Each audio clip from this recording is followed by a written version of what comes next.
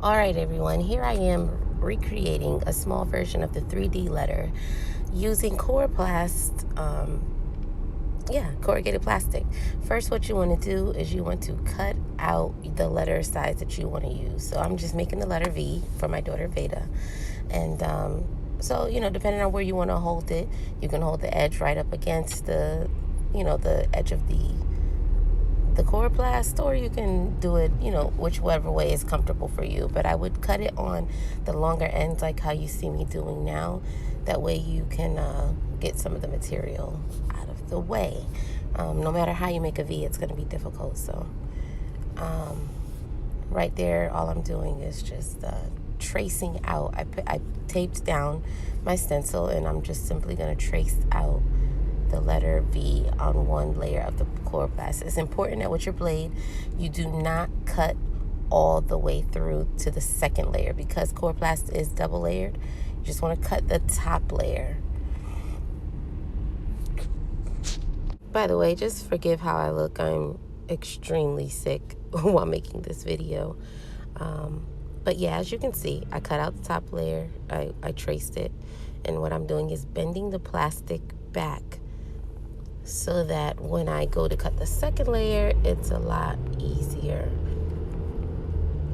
And it bends pretty easily. It's not anything hard and if you wanted to actually keep the sides on after you bent it, you could, but I don't necessarily recommend that because there's no way to really keep that in place. Even if you would cut it, and if you see I'm cutting it at that angle so that it can cut all the way down smoothly. But I was going to say, even if you keep the sides, I would say cut them and then re-glue them back on. So again, you want to make sure you hold your your blade at a very even angle so that it cuts across really smooth. If you cut through both layers at one time, you're not going to get a smooth edge. And obviously I learned that the hard way. But here it is. It's all cut out. I had a little bit extra on, so I used it. And again, you have to use a very sharp blade. Use a sharp blade and simply trimming it so that I can make it nice and even. Please be careful and do not cut yourself. So now I'm just going to cut out the middle part of the V. And I'm gently bending because I don't want to make a line in the, down the middle of the V, because the plastic can get, for lack of a better term, bruises on it, which doesn't look bad at the end, but I just like to keep it as pretty as possible. And there's the V, all cut out. So now what I'm going to do is trace it, use that same stencil, trace it onto another piece of plastic, and do the exact same thing over again. Cut it out. There it is. And repeat the same step.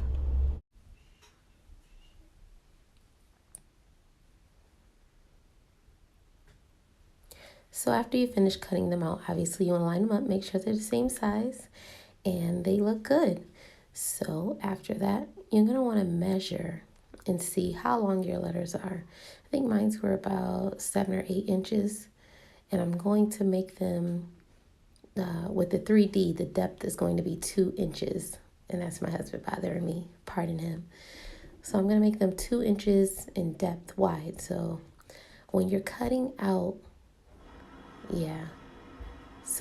I'm just showing you guys here that my letter is about 7 inches long. So when you're cutting out the sides, you do not want to cut out your sides on angles. The V is on an angle, but your side is not going to be on an angle. It's going to be straight. So you're going to cut 7 inches long by 2 inches wide, or whatever the amount of your letter is, or just say I'm cutting straight. And even on the ends, I'm going to cut them straight. So I cut out actually 4 of those because I need to do the outsides of the V as well as the insides of the V. So the inner part of the V was, I think it was about 4 inches, and the outside was about 7. So I know that my sides are about 7 inches long, but I'm still here just going to hold it up against the V to make sure I cut exactly where it needs to be cut. Now, mind you, the bottom of every letter is always flat.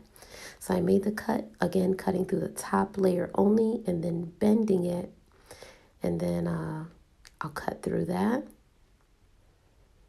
Again, holding my knife on that edge to get it smooth and straight. And then I'll cut the second piece as well to make sure they match up. And they do. And I'm not going to glue it straight. You'll see how I glue it. Definitely plug in your glue gun ahead of time because I had to wait for mine to dry. So I was sipping tea. But here you have it. So I'm actually just laying the glue down on the side and popping the side right on. Gonna press it in to make sure it's there securely. And if there are any gaps in there, you can actually use glue to fill it. And there it is. So as you can see, it's already starting to stand up on its own. You're gonna glue the insides and the other outside. If I were you, I would do the outside, inside, inside, outside. I didn't do it that way. I did the outsides and then the insides, I believe. But not that it was hard, it just makes more sense. But there you go. You see it's standing up perfectly and it's not even done yet. This is a particularly strong plastic and the glue gun on low heat, for sure on low heat. Doing it on high heat will not allow you to secure it as quickly and it actually moves around too much. But when it's on low heat, it gets really tacky.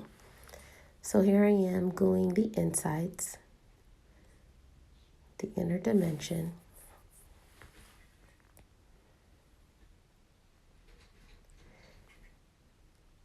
And literally it's taking seconds to dry. It's not taking long at all. And so you'll see that gap right there in the middle. What I'm going to do is actually just close it with some glue. So like I said, any gaps, stick some glue in there, hold it shut, and you're good to go. So I was getting ready to put on the back side and my phone died or ran out of space. So I'm going to switch over to my husband's phone. But I did lay that on there. Literally just put the glue down and laid it on top. I'm shining a light through it because I did use translucent plastic. So it absorbs light very well. It came out super, super good. I'm going to begin to knock it around a little bit so you guys can kind of see like it's sturdy.